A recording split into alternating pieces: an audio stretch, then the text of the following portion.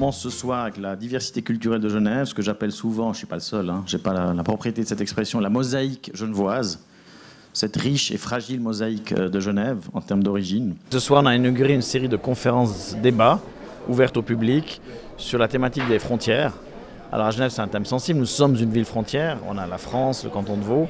Les frontières ont beaucoup changé au cours de l'histoire genevoise, et donc c'est aussi de montrer qu'il y a les frontières qu'on voit, la frontière du canton avec la France par exemple, dont on parle presque trop d'ailleurs, et puis il y a d'autres frontières invisibles qui sont peut-être socio-économiques, culturelles.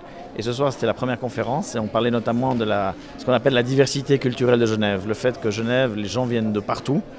C'est très diversifié pour une petite ville relativement. Genève internationale, la Genève des migrants, ceux qui travaillent ici, riches ou pas riches d'ailleurs, de toutes les origines, tous les continents. Et de voir ce que ça veut dire, est-ce que ça marche pas, qu'est-ce qu'il faut faire pour entretenir cette diversité et en faire une richesse pour tout le monde. En fait, Genève est une petite ville en comparaison internationale. Elle est connue pour son côté international, la Genève, les Nations Unies, toutes les agences internationales, les organisations non gouvernementales, mais aussi la Genève internationale plutôt du secteur privé, les entreprises. Et cela sur un tout petit territoire, dans un environnement qui est magnifique. En fait, je dirais pour nous, c'est une opportunité.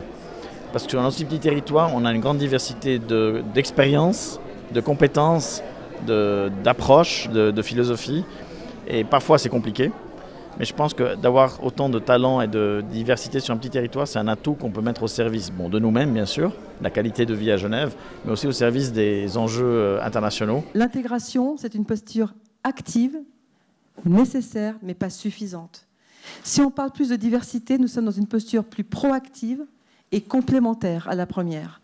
La vision de la mosaïque, c'est une vision très poétique, très jolie, très esthétique, mais dans la mosaïque, il y a des frontières très rigide. Et on peut se satisfaire, les politiques ou la société peut se satisfaire que la communauté X, Y, Z soit là, que là la communauté soit là, que les milieux religieux protestants soient là. C'est une diversité structurée, organisée, mais sans nécessairement qu'il y ait des espaces de contact, mais de contact constructif, pas de contact simplement d'un soir.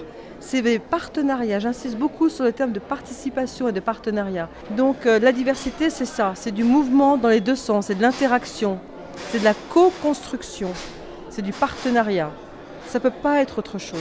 Bon, j'aime bien l'image de mosaïque, parce qu'en général, les mosaïques, c'est des belles œuvres d'artistes, avec différentes couleurs, différents motifs. Et effectivement, parfois j'utilise le terme de mosaïque pour Genève. Alors ce soir, on a entendu qu'il fallait faire attention avec cette image parce que ce n'est pas l'idée non plus que les gens coexistent sans se parler. C'est vrai que parfois à Genève, on a l'impression que les différentes communautés, ou les différents étrangers ou Suisses coexistent sans se parler. Le but, c'est qu'on échange, qu'on se rencontre. Ça peut être via le sport, ça peut être via la vie associative, via l'école, via le travail. Et donc effectivement, mais ce qui est sûr, c'est qu'elle marche pas toute, elle peut être fragile. Donc ça a besoin d'entretien, ça a besoin d'efforts de tout le monde. Alors effectivement, comme je disais, les frontières, elles sont diverses. Aujourd'hui, on a parlé un peu de la diversité culturelle, mais aussi les frontières socio-économiques qui sont difficiles, c'est-à-dire entre les revenus. On sait qu'à Genève, il y a des gens qui en vont très bien, mais aussi des gens qui ont des vrais soucis. Donc c'est une forme de frontière, un soir. On aura aussi une soirée consacrée aux générations. Ça paraît banal, mais effectivement, entre les jeunes et les moins jeunes, les plus âgés, de créer aussi le dialogue, là où c'est nécessaire.